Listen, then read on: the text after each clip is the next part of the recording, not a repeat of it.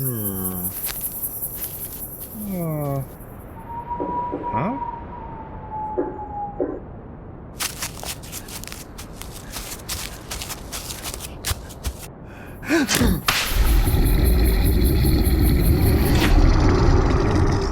You're listening to Cryptid Clues, featuring your hosts, Taylor Field and Reuben Olson.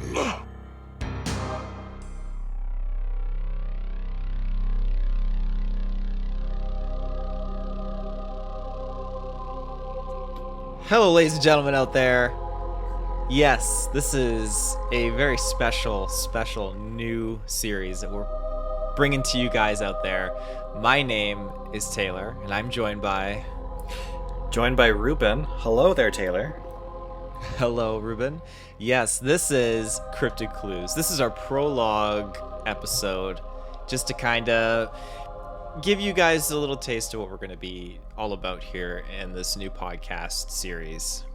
Now, we have a few topics we're going to be discussing, kind of just, again, introing into this new news feed of content that we'll be delivering. But our episode 1 is going to be dropping a little bit later. And we just thought, what better way for you guys to just get to know us as the hosts than to hear where we come from. And Ruben's got a great couple of topics we're going to go over here. And yeah, what are we talking about today? I sure do. So for people to learn a little bit about us, if they care so much, otherwise they can go ahead and skip to episode 1 later. I have... When did you learn about cryptozoology and or cryptids in general? Taylor, do you want to tell us how you first got into it all? Yeah, well, I mean, the word cryptid, it's funny because I learned, these creatures' names before I learned the name cryptid. Mm-hmm. I always seem to associate them with like mythological creature, which I know it feels so weird to call it category. cryptozoology right now, but I mean the name of our show is Cryptid Clues. But yeah, no, definitely. When we first were introduced to this as kids, or whenever you were, it definitely I never learned about what cryptozoology is. I just knew, oh, there's these mysterious creatures out here. Mm-hmm. Carry on, Taylor. I didn't mean to interrupt you. No, interrupt away. Yeah. I'll interrupt you every time then. Yeah, please do. These things, it's such a fancy word, and yeah, you're right. You don't know about that when you're a kid. You're like, oh, it's a Bigfoot, it's the Loch Ness monster, all that kind of stuff. And again, I learned it much later in life, and I love that there's a proper scientific term for it. I think it's great that they fall into this category. A pseudo-scientific term, I suppose. Yeah. I'd love for it to just be scientific, but I don't think a lot of scientists really accept it as a proper field of science. Wow, that was awkward. But you get the gist of what I mean, right? Like, oh yeah, absolutely, 100%. I mean, throughout all of the cryptid talk that we do, I will state on many occasions, I'm not a researcher. I am not one of these scientists. I'm not going out hiking or swimming out in these lakes in these deep parts of the world with the intention of, setting up my equipment and guaranteeing to find proof or whatever. Like, I'm not a researcher. Like, that's not going to happen. We are planning some personal little adventures here. So if we don't return for a future episode, we'll just say Bigfoot ate us. Yes, you'll know exactly what happened to us. What about you, Reuben? Well, I mean, if you want me to answer the question, when did I first learn about cryptozoology? I started you off, and you talked about cryptozoology as a term, but you didn't tell me when did you first learn about this. Oh, fair enough. It was definitely when I can't specifically date myself on it, but it was definitely when I reached a mature age. In my mature youth. age. Okay. Yes. Yeah. I was definitely past the age of 16 years old. Do you have any memories of like your first realization that, oh, this is something that could be real, this is interesting, what is this? Like Bigfoot or Loch Ness monster? Like, what did you see? What was your very first like awareness to this? Like in relation to the term cryptozoology, or no, just the to any creature. Let's start with whatever you knew of first. Yeah, it's tough because I would have to say, between Loch Ness Monster is so iconic. I mean, I feel like everyone around the world has heard of that. But then where we live in Bigfoot County. Yeah. I mean, you're rocking the delicious Bigfoot tattoo there. I don't know if I should say delicious. That's probably a poor term to phrase it. Yeah. But yeah, it's tough which one I would say I learned first, or at least piqued my interest. It would definitely probably be Loch Ness Monster. And I say that coming up or growing up being a young kid who loves dinosaurs, and you hear about this possible dinosaur-like creature that's still alive to this day. It's like, what? That's like every little kid's dream. It's so cool. I feel like a lot of kids that like dinosaurs are more likely to believe in a lot of these cryptids, like the Loch Ness Monster. Absolutely. I mean, it didn't take long before, like, Loch Ness Monster was put onto the shelf in a good place, and then Bigfoot kind of took over from that. And yeah, I mean, again, yeah, Bigfoot County. I mean, we live in his backyard. But I mean, I'm curious if it was always Bigfoot for you, or where did it start for you? Your first interest? It actually was Bigfoot. I know Bigfoot. I knew of the Loch Ness Monster at a certain point, but Bigfoot was my first because I was a little child, okay? We went shopping at Zellers out in town. That's when we still had a Zellers. Those aren't around anymore. But we were going through the toy aisle. I was maybe, I don't know, 8, maybe 7. I definitely wasn't a teenager. I was under the age of 10. And we're going down the aisles, and I see a Viewmaster. Do you remember those? Like the little red binoculars, and they had the little... circular you put the little like disc thing in there. Yeah, you put the little disc in, and you can flick through it, and you get to see all kinds of pictures, like in 3D or whatever. Peak 90s toy. Yeah, so I don't remember if it was an actual official Viewmaster, because I googled this and I cannot find that reel.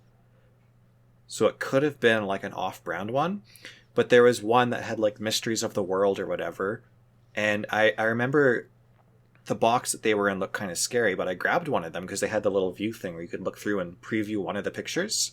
So I put it up to my little baby eyes, and there's a frame from the Patterson-Gimlin film where the Bigfoot is turned looking straight at the camera. No way. And it scared the shit out of me. Like, I put that thing around my eyes. Pardon my language, but I put that thing around my eyes, and as a child that was never exposed to anything like this, especially seeing it pop, I think it had the 3D effect to it.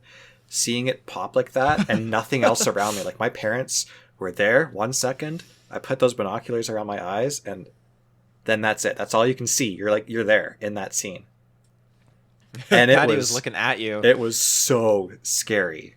My heart dropped like to my stomach, and I put it down right away. But it captured my interest because I knew right away that wasn't like a gorilla. Like, what was that? So I picked it back up hesitantly and looked back through it.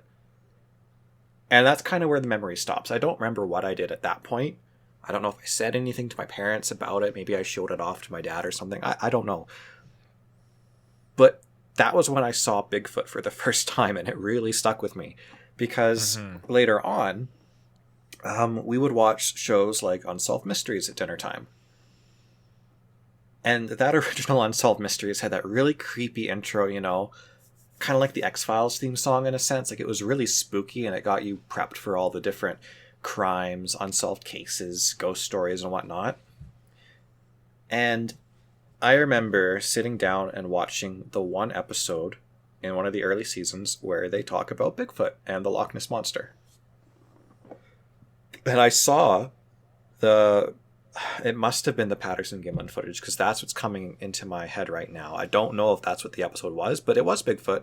And I remember I linked it back to that Viewmaster from however long ago it was, that however much time passed between me viewing that on the shelf to me watching that episode as a kid. And I was really into it because I had seen that before. I went, oh, what is this? So I went from sitting down at dinner, eating supper, going, oh, we're watching some show about crimes. I don't care about this, to, ooh, everybody shush. I want to watch this. So we're sitting there. I'm watching Bigfoot. It's really interesting me, and I want to learn more. And it goes into the Loch Ness Monster or whatever else it went into there. And I didn't care so much about that, but I thought, oh, there's other things out there that may or may not exist. That's really creepy. But I wanted to know more about Bigfoot. So at that point, as time went on, I think I ended up just recording a lot of those kinds of shows where it was either Unsolved Mysteries, if they advertised that, oh, there's a mystery creature episode or something. Bigfoot Crossing the Road was in quite a few episodes, I think. Or Ogopogo, or the Loch Ness Monster, or the Jersey Devil, those kinds of things. If they came on TV and I knew about it, I would set it to record. And funny, actually, this is kind of unrelated to that, but because I was so into watching these shows on TV, for the first time, I figured out I needed glasses because my parents were watching me over the years, watching these shows, slowly moving the single seat couch closer and closer to the TV as the years went on, until pretty soon I was like, I can't see this anymore. So I went and I got a glasses test, but thanks Bigfoot for getting me glasses. I guess he was still blurry in the end, but a silver lining. He's still blurry in the end, but the rest of my life is clear now. Yeah, that was kind of my first exposure to all that. I learned about Ogopogo and stuff because you and we live in the area where Ogopogo is known for at Okanagan Lake. Mm-hmm. Oh, I needed a sip of that pop. I always thought that was creepy because ocean scares me. Loch Ness Monster scares me. I don't like deep water. I used to have fears as a child, taking a shower, and I would picture in my head, every time I closed my eyes, a plesiosaur bursting through the wall at me. Oh my gosh. From the depths of the dark of my dark eyeballs when they're shut. But I'm kind of getting off track here. That was my first foray into the world of cryptozoology, I guess. And for the term, I didn't know what cryptozoology was until documentaries or whatever years later. Mm-hmm. But yeah, no, that's pretty much that. Do you have anything to add to that? I mean, off the top of my head, I can't think of anything else. I mean, it just, as far as like different cryptids go, it's just funny how it always just comes back to Bigfoot. Like when I was younger, I always used to think, okay, there's only one strolling around. I was always so sure that it was singular. There was one of all these different species out there. And I mean, in recent years and the more exploration I've done into these topics, it's just apparent that there's, I want to say not hundreds, I want to say thousands, at least of some of these things. Hundreds of others, and maybe like only a handful of others is just, I'm not saying that's what it is, but I'm just saying I feel like that's what it is. Yeah, no, that makes sense. And then once you delve into that, then you delve into all the different possibilities of like, oh, what is Bigfoot? Is it a giant ape? Is it a humanoid? Is it a freaking alien? Like, we don't know. Yeah. But that's a topic for maybe a Bigfoot-centered episode later. Of course. So, next on the agenda, how has your interest in these creatures affected you as a person? Like, who are you today because of this? Oh, that's such a very powerful and good question. So, how it's affected me is I feel like I've become so much more of someone who can look at everyone's different perspective and just sit there quietly and take in so many different opinions. Right. There's so many people, like, I feel like that's such a valuable thing. So many people in this day and age like, no, that's not true. Or like, no, I stand on this tower, you stand over there, and we're just gonna wage war against each other for whatever reason you want to call it. And yeah, it's hocus pocus, because at the end of the day, you gotta listen to what other people have to say. You gotta not come to just strong conclusions, but just be open-minded to so many of these things. And I think that's why we get along so well, because you're a very open-minded person yourself. You know, I feel like we share that, where you take in the information and you're not quick to judge. You're not quick to like blame or point fingers, but you're quick to put it alongside other people's opinions on the same topic or in the same realm of the scenario. And I think that's one of the biggest things that cryptids have enforced, especially in myself growing up, that you can stand in the middle of the battlefield and look at both sides left and right and come to reasonable solutions. Not even solutions, but just opinions or perspectives that, again, may not be true, but you're open to these different things. Yeah, absolutely. No, that makes sense. I would say the same thing about you. We really came together because of our interests in obviously video games and stuff, but also our openness and willingness to research and believe in these different things because it's so interesting, you know? Mm-hmm. Like, what did we first get with? Was it UFOs we started talking about, I think? It would have been aliens Now, is the segue. that's a different field entirely. It's related to cryptozoology. I guess it's called UFOlogy, but it's still kind of all in the same general umbrella here. Yeah. I think it's affected me much in the same way. I would say I'm more open and reserve my opinions because I don't want to be mocked for my beliefs. Of course. Because that's the first thing you bring up Bigfoot to a lot of people. They're going to be like, oh, that doesn't exist. If you talk about it seriously, that's the first thing that usually comes up. If you're joking around, it'll just people whatever, they don't care. It's funny, haha. But that's because like it's not stereotyped, but it's you when people you start talking about Bigfoot, people are thinking like, oh, you got like a old beater of a truck out in the back country, you know, wearing some coveralls or something like that. Or you talk about it, and as soon as you hint that you believe in the possibility of Bigfoot, in their mind, you're a Bigfoot believer. You're not willing to accept the possibility of it. It's no, you're clearly a crazy person now because you believe in some crazy fantasy creature. But not that everyone thinks that. But I've definitely encountered a couple people who have really gotten defensive when the topic is brought up. Like, why? That's so strange. But no, a lot of people are really chill, actually. I shouldn't say that. And it's funny because Bigfoot is probably the most, aside from your tourist attractions of Loch Ness and Ogopogo, but Bigfoot's probably the most, well, on that fine line where everyone's aware of it, and people kind of point fingers like, oh, you believe in Bigfoot? And it's like, buddy, I believe in cryptids. Bigfoot is like at the forefront of what you think is like... He's the big one. He's the big one. For lack of a better term. As far as you know, for lack of a better term, yeah. As far as you know, as far as cryptids go, there are some way crazier ones. You get into your Mothman, you get into your Dogman, like you get some crazy avenues. So those are the ones that people have never heard of. Definitely. Yeah, I think it's something that a lot of definitely some crazy people, but a lot of quieter people and open-minded people are. If they talk about Bigfoot, you can kind of tell what kind of a person they are. I wasn't really going anywhere with that, but yeah. Moving on from this very awkward sentence, as I tend to do, I love to ramble and not think about what I'm saying at all, but the next topic would be, which cryptids are your current favorites? What piques your interest the most right now? I already know what your answer and my answers are, but for the audience's sake, if you had to maybe rate 2 or 3 of them. Okay, I'll do top 3. So it's a biased pick. I'd have to go Bigfoot's my number 1. Now for second and third, it's tough because I've always been nostalgic. Nessie has been an easy number 2.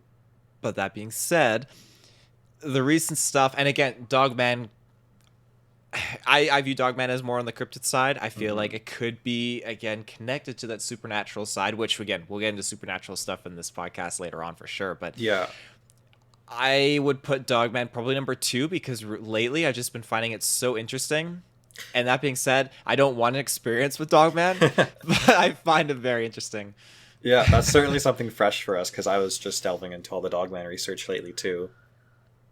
And that's one of the funny things about cryptozoology in general is when you delve past Bigfoot and you start to look at all these other creatures that may or may not exist, there's a few that at first you look at and go, there's no way. And then you start looking at the reports and the possibilities and all these different things, and you open your mind a bit and go, oh wow, like that, I'm starting to see this now. And I think that's what it's like from our previous topic when people don't look at Bigfoot as something more than a fantasy creature. They don't open their mind enough. You got to hear the evidence and the reports and start to kind of get into it a little bit before you really start to accept it for what it is. Carry on. You have number 3 here. I really cut in there. Well, no. I'm glad you cut it. No, you're making good points. My number 3 would be Nessie getting the boot from second place, and that's just stems from I love I'm terrified of drowning, but I love the ocean. I love water. Yuck. Whenever I'm in, it's funny Yuck. because Madison's parents, whenever we go boating on Okanagan Lake, we'll stop in the middle of the lake and we jump out and just swim. And I can't really swim, so I have a life jacket on, and so I float. And the Okanagan Lake goes down about 250 meters, so you can just imagine like you're just dangling your feet, like what's below you. I swimming hate around. that. I hate that. I used to go on Cal Beach, and if I had a floaty or something and I was out there, not even that far, but as soon as you couldn't see the bottom anymore, my mind would just make up stuff that's below me. Like giant fish just swimming by. I'm like, ugh, I don't want this. I think there's sturgeon in Lake Erie. There was a recent, it was like a month or two ago. A woman was swimming out there, and a sturgeon came at her and dragged her under the water. Like, it was just nuts. Yeah, cut up her leg a little bit, but she's fine. She's fine. That's pretty eerie. Sometimes fish can be little jerks, to be honest. Mm-hmm. It's sad because I think sharks are a lot more passive than the actual passive creatures. They don't scare me. I know all about sharks. I used to watch stuff about sharks as a kid before I got really scared of the ocean. And now I'm scared of things like whales. The gentle giants. I hate them. I can't stand them. So for mine, I guess, well, obviously Bigfoot's number 1. You know this. Nobody else listening knows this yet. But yeah, Bigfoot, that's what my first exposure was, and that's what I'm still into today. So much stuff to learn about that. Number 2, Ogopogo. Hence, we live right next to the Okanagan area. That's a big one for me. We see it everywhere when we go to the lakes. There's statues and stuff. I mean, that's just the tourism in our town is Ogopogo. And I can't really pick a third, maybe Dogman, but I was going to put kind of unrelated again, but UFOlogy. I was into UFOs and aliens and stuff while researching all the Bigfoot stuff for the first time. Unsolved Mysteries, if they had a UFO episode, that was a big thing for me. So I know it's not a cryptid, but I would classify UFOlogy as my next big interest after those 2, and then the rest of the cryptids, Dogman, whatever, can come after. Yeah, that's fair. Aliens are welcome in this podcast discussion. Oh yeah, and this is the fun thing for us too, is that we're both really big Bigfoot researchers, believers, whatever you want to call us, and we're forcing ourselves with the show to go and research other cryptids and other things and really learn about it and delve into this world. So I'm really excited for this in future episodes. Well, it's something where you can't. I feel like you can't take one thing just because you like it and believe in only that one thing. I feel like if you believe in Bigfoot and its existence, the sightings and everything, and this creature being a very real thing, it opens a big door to so many other possibilities. Oh, absolutely. And even if you just believe in the giant ape theory of Bigfoot, it's an undiscovered species. There could be more out there if Bigfoot's so good at hiding. Then what's to say Ogopogo or Loch Ness Monster don't exist, because there could be underground passageways or caves and all these lakes and stuff. There could be a couple of these guys left. Like, look at that, I'm going to butcher the pronunciation, but the MacLeod Bombay, that the dinosaur one, like the brontosaurus looking thing. Out in, I think it's Africa, the scientists went to some tribes and they were reporting that they were seeing this giant long-necked dinosaur-like thing. Oh, okay, yeah. Yeah, I think it's the MacLeod Bombay is what they called it. So they did a bunch of tests and showed them some pictures of elephants and giraffes and stuff, and the tribal people were all like, oh, no, that's not this. This thing, we killed one of these things. It's poisonous, whatever, I don't know what they said, but then they showed them a picture of a brontosaurus, because that's what they were describing, and they went, oh, yeah, that's it. Maybe not a brontosaur, but some kind of long-necked dinosaur. So, to me, if you look into that story, it's really believable. And there's still a lot of unexplored areas out there where you still have different tribal nations and stuff just chilling. So there could be other animals around them too that we haven't discovered. I've heard I've heard accounts and just other people talking about certain parts, even in North America, where in certain isolated areas that people were growing up, they talk about how like their grandparents saw dinosaur-looking things like easily, and then even areas where you can see like fossilized footprints and stuff that are like, this one looks like a dinosaur one, this one looks like a human one, side by side. But fossilized kind of stuff, like just there's so many different people's accounts that you hear over time and everything, and it's just it's interesting. And again, I'm not saying everything is real, but like you said, a lot of the stuff like it's people's accounts that are anyone can make anything up. The dinosaur footprint and the human footprint is a whole new can of worms. That's getting into the evolution versus creationism debates or possibilities of all different kinds of things. But we're gonna stir some pots. Well, yeah. So we're getting into our second to last topic here, and that is: have you ever personally had encounters with any of these things? You don't have to go into detail. We can save them for future episodes. But if you had to skim over a couple, if you have any, it's fine to say no too if you haven't. I mean, a lot of people are into this and don't. Personally, myself, it's weird because I can't say for certain. I can't say I've ever had an experience because I've never been in a situation where I've had something swim underneath me that I've caught, or I've seen something off into the distance in the lake or anything like that. Anything weird out in the woods. The only thing I can stress is that when I have been out in the woods, there are instances where I do feel like I am being watched. And lately I've been comparing those instances to other times when I've been in the woods, remote parts of the woods with my family. And I don't feel that at all. But in other parts where sometimes I'm more closer to city limits and I feel like I'm being watched, and I don't know what it is. You know when you're being watched. Yeah, I don't care what you say. It's that it. hair-raising feeling on the back of your neck. Exactly. Where it feels like your ears are being tugged and they're trying to hear something that's behind you, and then you turn around and there's nothing there. Yeah. I get that sometimes. Sometimes it's just when I'm playing a horror game, so it can happen if I'm just scared. But oh, of course. No, there's definitely instances where it does feel like something's really out there watching you.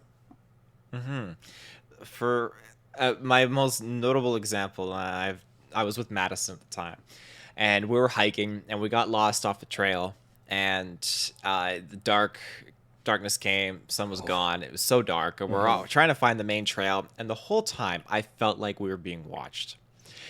We finally found the trail, got to the ridge where we could see the pathway and see where our car was, and I looked behind us, and there is a man and his dog standing at the top of the hill.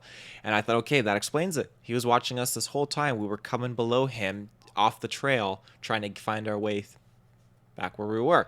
And the whole time, Madison, I don't think... She was super gung-ho for like the night hike, and she didn't really believe it, but it's those things where because you're right, hairs stand up on your arm and everything, and I always take that as proof to myself that, Taylor, you can tell when something's watching you. Now, this is something that I'm definitely going to do as like a special kind of episode later on for you too, Reuben. I'm going to record the accounts that my sister and Madison have had, because my sister, I believe, has had an account with a Bigfoot, and Madison, I believe, has had an extremely close account with a Bigfoot. And I don't know if Madison's ever told you the story of it, but I will be... No, I definitely haven't heard it, I don't think. Okay. So in a later episode, I'm going to have both of their accounts, and they'll speak to it, and I'll put on an episode, and we can listen to it and talk more about it. But just to give it a brief context, my sister was out camping, I'm not going to specify specifically where, but north of the Okanagan, and she just went out camping with my niece, her daughter, who at the time probably would have been like four-ish or so. You got to elaborate on that. You said your niece or daughter? Yeah. I don't think you have her a daughter. Okay, no, there we go. My sister's daughter, which is my niece. My niece and my daughter are not the same. That would be one heck of a topic. Oh, yeah. No, yeah, my sister's daughter. So yeah, they were out camping, and as my sister will explain better, there was some strange noise happening in the middle of the night, and she'll say they weren't coyotes.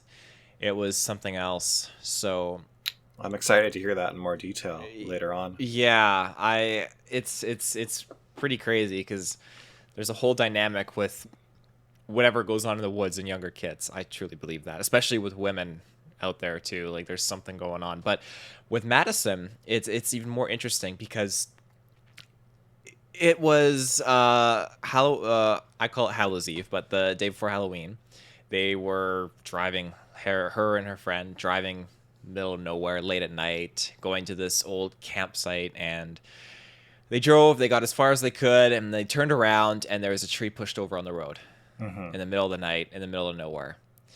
So when they looked, they could see that the tree was completely snapped off. And I will go more into that story when I talk to her and interview her about her account. But again, I totally believe that was Bigfoot related because there are people that say these things, whether it be playful or not, they do like to push trees down over roadways. Yeah. I don't And think it's to necessarily trap you. There are signs to look for too. Like you could look at it as, oh well, it's just a tree that's pushed over. But if you know what you're looking at and you know what to look for the signs, you can usually determine if it's natural or not too.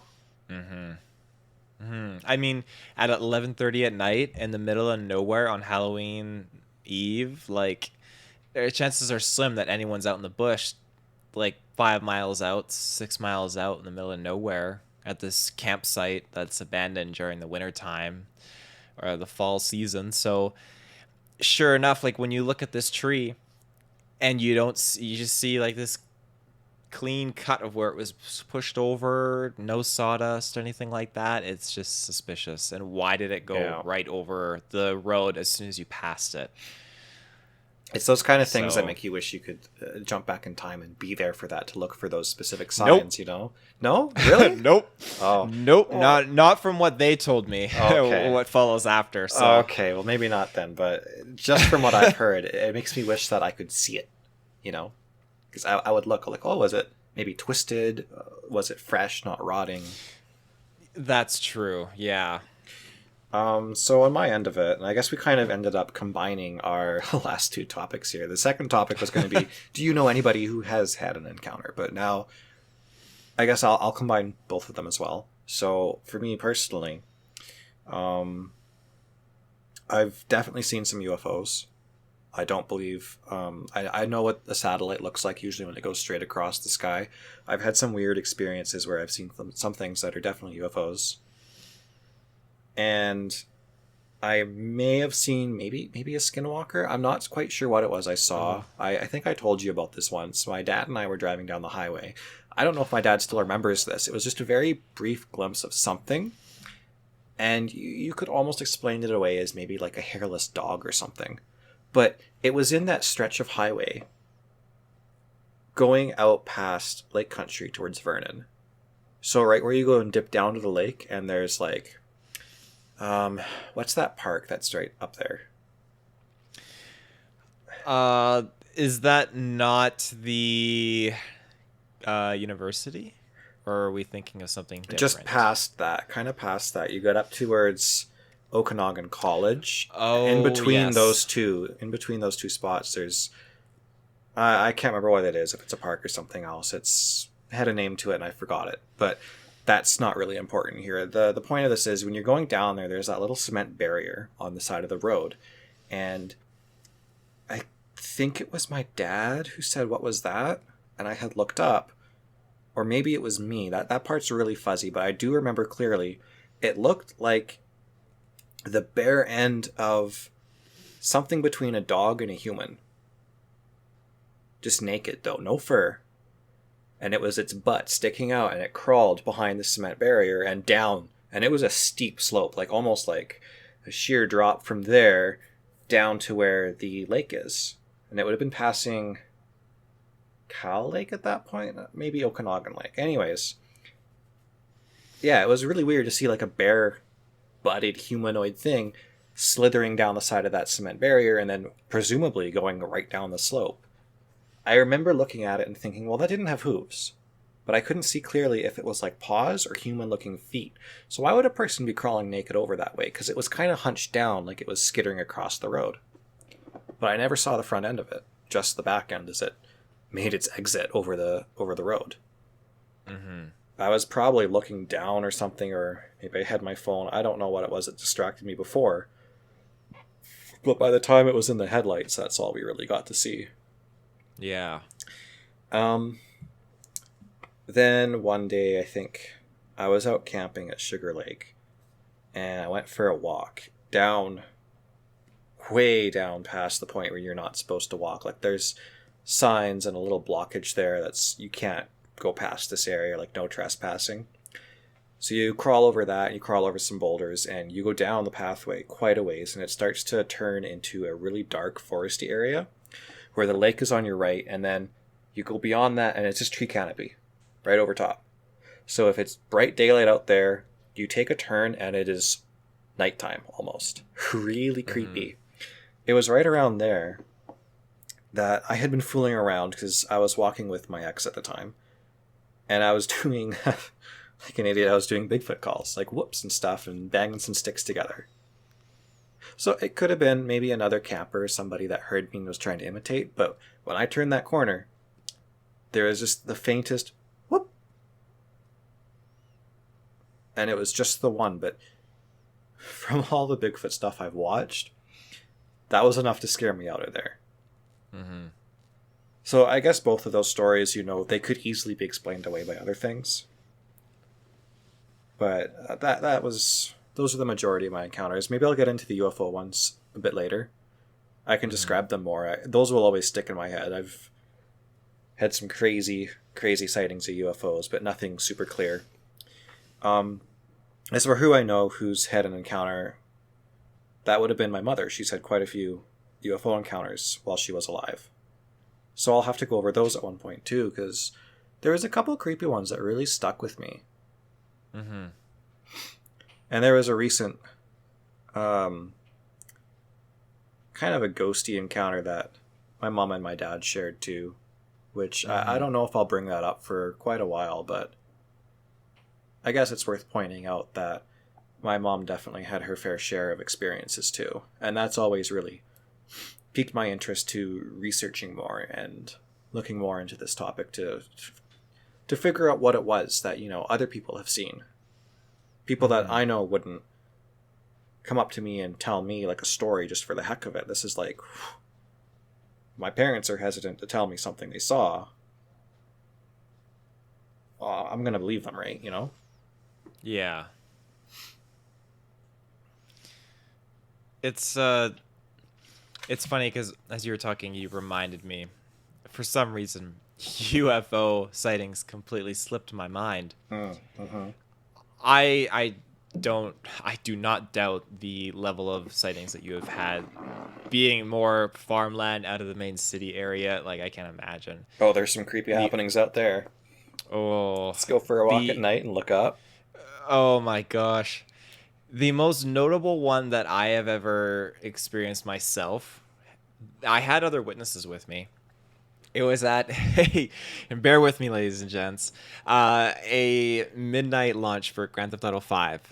I was out. I kid you not. I was in line with a whole variety of other people outside of UB Games, and you're standing there. You got nothing to do. Cell phones weren't great at the time. I mean, you're just standing there in the cold, 11:30 at night, looking straight up at the sky, along with about 15 other people in line. You see this dot appear. It goes down, it goes right, it goes down, and then it disappears. It didn't make any bloody sense. But it was so prominent. And I look at the other people in line, like, did you see that? And they're like, yeah, like, what the heck? And it's just those shared experiences, they're so reaffirming and reassuring. Yeah. That's really, I do know family members and other people that have ghost experiences, but I will save those for those ghost episodes that we get into, because there's some juicy stories. Do ghosts count as cryptids now too? Well, I think that they're necessarily not cryptids by any means, but I think under the umbrella of paranormal, cryptid, ufology, That's fair. Yeah. Well, I'll go over one of my UFO encounters, which they're just second. What's the level of sightings there? There's like encounters with the first kind, encounters with the second, third, fourth. I've never reached anything beyond just seeing, like a dot in the sky. But it's unexplainable enough that you really think about it and go, well, that couldn't have been man-made. Because this was probably 8 or 9 years ago now. I was walking up in Rattlesnake Park, and it got dark because I went out pretty late, but it was late when I left, and it was starting to get dark, so I started walking home. And it was getting to that point where it's creepy, and there's bats out there, hey? So a bat, chased me down the last bit of the road there, and as I'm coming back up to the main road to go back home, I come off the path from the park where you can have all your hiking trails and stuff. I look up over some of the ranch area. It's all field and then mountain in the background.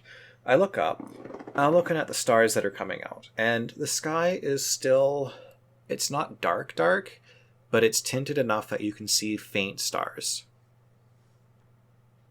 And you can see the moon pretty clearly, because the moon's usually out before the stars are. You see the moon, then you start to see the stars, and they're really faint. Maybe you see a couple of the clearer ones or the planets or whatever.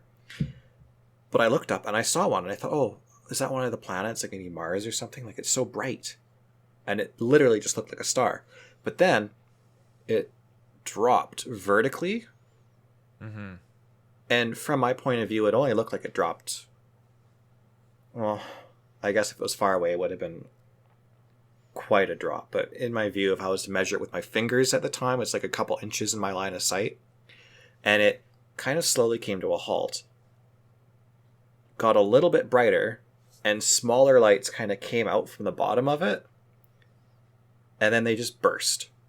But they kind of curved up in like a U shape, back up to the sides of it, but out from a distance of it, and they burst. And then the main light kind of dropped again, and then swerved, and as it started to go back up, it just faded, till it was really faint and transparent. And for the longest time, I was staring at that spot thinking, is it still there? But I couldn't tell anymore. It just faded so slowly. I'm curious. So when you say the lights came down underneath and went up the sides, did it look like it was like an apparatus part of the main body doing it? Or would you say miniature entities of their own floating out? Miniature entities or UFOs. If we were in sci-fi terms, it was like a big ship dropped a couple smaller ships and they flew up and then they just burst. Mm-hmm. Or whatever they were. It might not have been ships or anything like that at all. But it definitely wasn't a firework. It came from above and dropped. And it was bright. It looked just like a star. But it was bright compared to all the faint stars that were out there. Mm-hmm. So I kind of saw that, and then I had that eerie feeling on the way home, ugh, I don't like this. But it definitely never went further than that. I didn't have any missing time. Oh, I was going to say, it was not close. I sometimes wonder about an encounter my mom told me where she had a UFO following her and her father in the car. But back then, people didn't know enough about UFOs to look for certain signs like that, so I never found out if she did have missing time or not. But it's always been a suspicion for me, and I'll have to tell that story another time. Mm-hmm. Yeah. Well, I mean, gosh, we just got to the tip of the iceberg with these topics tonight, and I'm so excited to just get more into this with you, because there's so many different avenues that we can pursue, so many different topics to discuss, honestly. And again, this is right up our alleys. This is something that I'm surprised we didn't do this sooner, to be honest. We chose to go on the paths of Geeks Creed and Rotterdam and abuse ourselves. Experiments, yeah. Well, you know what? Oh. We have reached the 44-minute mark with our prologue here, and I think future episodes we're kind of going to aim for this time frame. So this is a pretty good start. But we should definitely wrap up this episode and leave maybe a few people wanting more, if they listen all the way through and maybe relate to us or like us a little bit. Maybe they'll come check us out again. Or at the beginning of the episode, I told them to skip ahead if you don't care about us. Well, then we'll get into the nitty-gritty. We're going to go over a cryptid an episode maybe for the first bit here till we run out of cryptids. We're going to really delve into some history of them, give you some background. It's kind of like a bite-sized history lesson, and then we'll get into some more interesting stuff in the episode, eh? Yeah. I feel like that's our plan for the future here.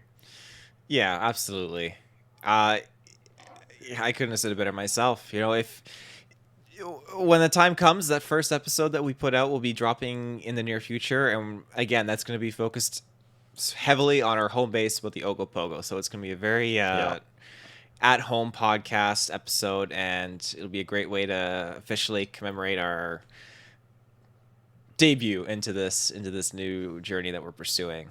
But you can go to our home base at CryptidClues.ca, where we'll have our episodes that will be popping off there, and you can read a little bit more about myself and you, Reuben, and yeah, we have a blog up there too that we're going to be adding stories to, and I think I'm going to try and parallel our episodes accordingly, so when we do an episode about a certain topic, try and get a blog up there dedicated to that episode sort of and the topics. So a lot of good stuff.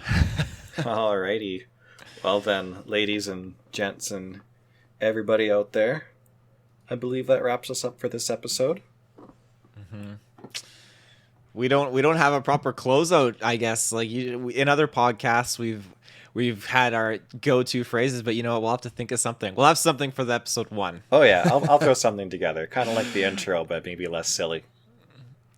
No, it's not silly at all. It's spooky, spooks. All right. Well, thanks for doing this with me, Reuben, and I can't wait to chat with you on our next episode. Absolutely. Thank you, Taylor, and thank you to all our listeners out there that made it through our first episode. Episode 0. Episode 0. Bye-bye, everybody.